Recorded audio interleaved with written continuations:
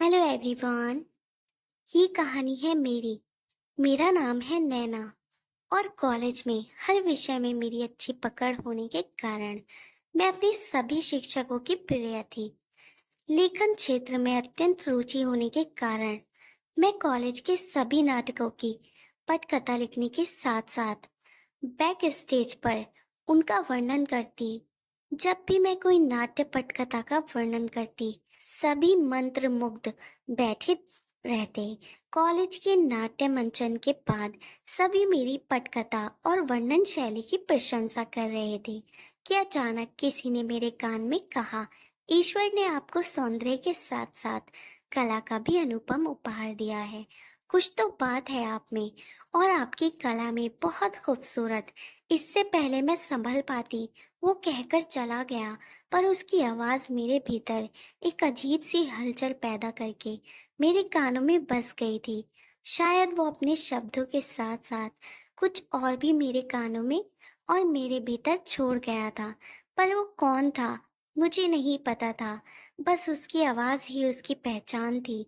दिन यूं ही बीत रहे थे। एक दिन मैं कॉलेज लाइब्रेरी में बैठी थी। अचानक, मैम हिंदी साहित्य का सेक्शन कहाँ है? मुझे प्रेमचंद और अमृता प्रीतम का साहित्य संग्रह देखना है की आवाज ने मेरा ध्यान खींचा। वही आवाज पुनः सुनी तो मेरे कानों में वही आवाज गूंज गई, उत्सुकता वंश। मैंने मुड़कर देखा तो हमारे सेक्शन का वो नया लड़का खड़ा था, जिसके व्यक्तित्व पर हमारे सेक्शन की सभी लड़कियां मंत्रमुग्ध हो गई थी। मैं उसे देख ही रही थी कि वो आकर मेरे पास बैठ गया। उसे सामने देखते ही मेरे सोचने समझने की शक्ति शून्य हो गई थी और मेरे हृदय की धड़कन कानों तक सुनाई दे रही थी। वो एकदम बिंदास आवाज में बोला, हाय, आई एम वरुण। मैंने भी कहा हाय।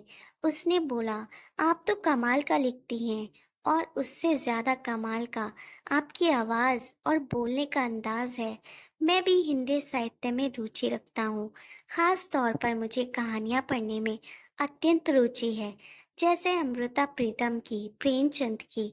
वो अपनी ही धुन में बोले जा रहा था, फिर कुछ क्षण रुककर बोला, अरे वाह, क्या जुगलबंदी है। आपको लिखने का शौक और मुझे पढ़ने का, यानी पढ़ाई लिखाई में खूब जमेगी हम दोनों की। आप रुकिए, मैं जरा अभी आया। मुझे बोलने का मौका दिए बिना ही वो बेफिक्री बेतकल्लुफी से बोलकर चला गया।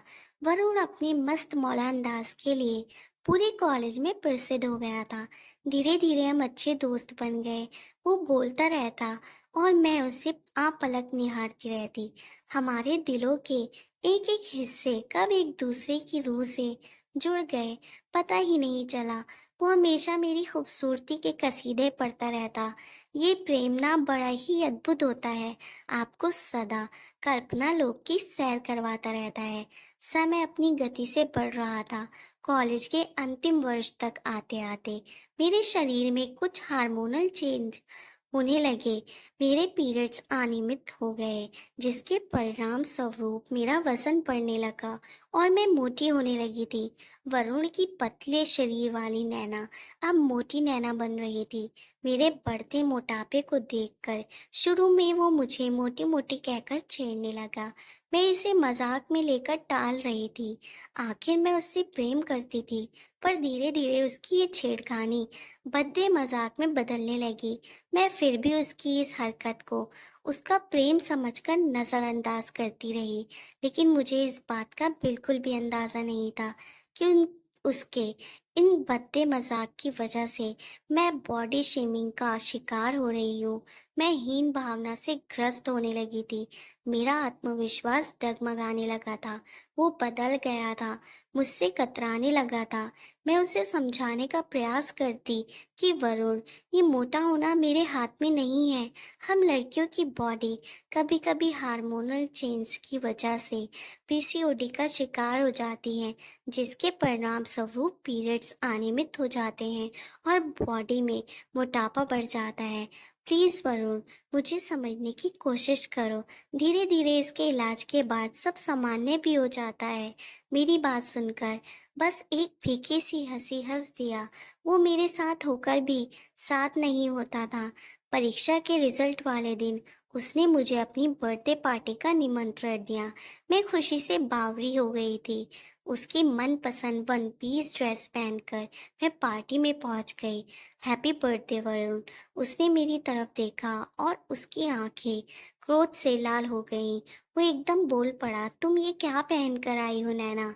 इसे पहनने से पहले एक बार अपने आप को, अपने मोटे शरीर को आईने में तो देख लेती। मोटे लोगों को ऐसी ड्रेस सूट नहीं करती। ये ड्रेस पहनने वाली नैना को सूट करती थी, ना कि मोटी नैना को। पर तुम्हें तो ऐसी ड्रेस बहुत पसंद है ना। मैं तो तुम्हारे लिए, मेरे लिए, कम ऑन, ग्रो अप नैना। वो सब कुछ तो कॉलेज में ही छूट गया था। हाँ, मुझे ऐसी ड्रेस पसंद है, पर मोटी लड़कियों पर नहीं। नैना, अब तुम मोटी हो चुकी हो। मोटी, इस सच को स्वीकारो। कहकर वो बेशर्मी की तरह हंसने लगा। सभी को अपनी तरफ हंसते देख अपमान के कारण मेरी आंखों से आंसू की धारा बह रही थी। इतने अपमान के बाद मेरी कुछ समझ नहीं आ रहा था कि अब क्या करूं। वरुण, किसी की बॉडी का अपमान करने का तुम्हारा कोई हक नहीं बनता। ये मेरी बॉडी है and I love my body. I hate you. बस इतना कहकर मैं रोते रोते घर आ गई। पर इस घटना ने मेरे भीतर बॉडी शेमिंग की एक गहरी छाप छोड़ दी थी। मेरे कानों में बार बार मोटी मोटी शब्द गूंज रहे थे। मैं अपने ही खोल में सिपटने लगी थी और मैंने ऐसा कदम उठाया। हॉस्पिटल में जब होश आया तो अपनी आंध खुली आंखों से दो चिंतित आंखें नजर आईं, माँ की। मुझे कराहते हुए देखा माँ ने तो तुरंत डॉक्टर को आवाज लगाई, डॉक्टर डॉक्टर जल्दी आइए, नैना को होश आ गया। माँ ने तुरंत मुझे उठाने के लिए सहारा दिया। डॉक्टर आई और मेरा चेकअप करते हुए बोली, थैंक गॉड तुम्हें होश आ गया। Now everything is under control. अगर जरा सी और देर हो जाती तो। खैर, अब सब ठीक है। आप इन्हें एक दो दिन में घर ले जा सकती हैं। चेकअप करके डॉक्टर ने माँ की तरफ देखकर कहा। उनकी बात सुनकर माँ की उदास आंखों में एक उजली सी चमक आ गई। डॉक्टर कुछ क्षण रुकी, फिर मेरे सिर पर हाथ फेरते हुए स्नेह से कहा, मैं एक डॉक्टर होने के साथ साथ एक औरत भी हूँ।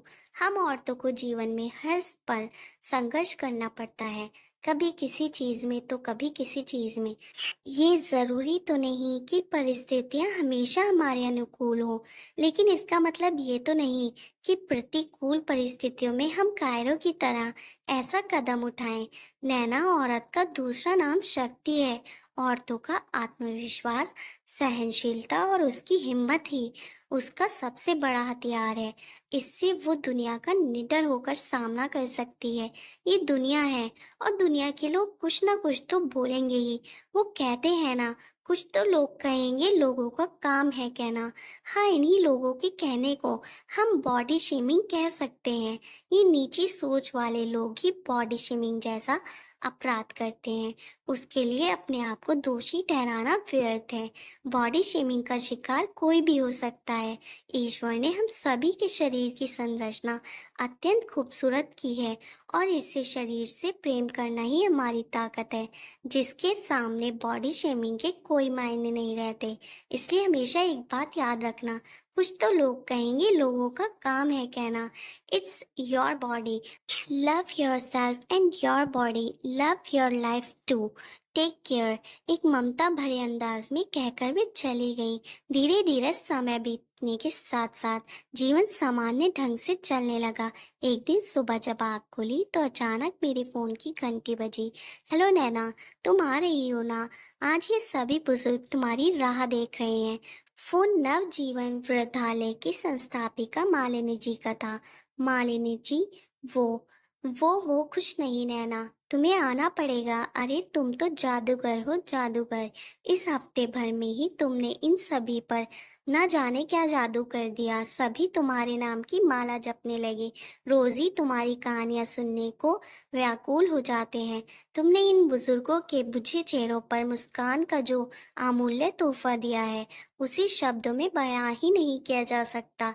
पता है नैना, ये बुजुर्ग जब यहाँ नवजीवन में आए थे, तो ये सभी अपने जीवन से हताश और निराश हो चुके थे।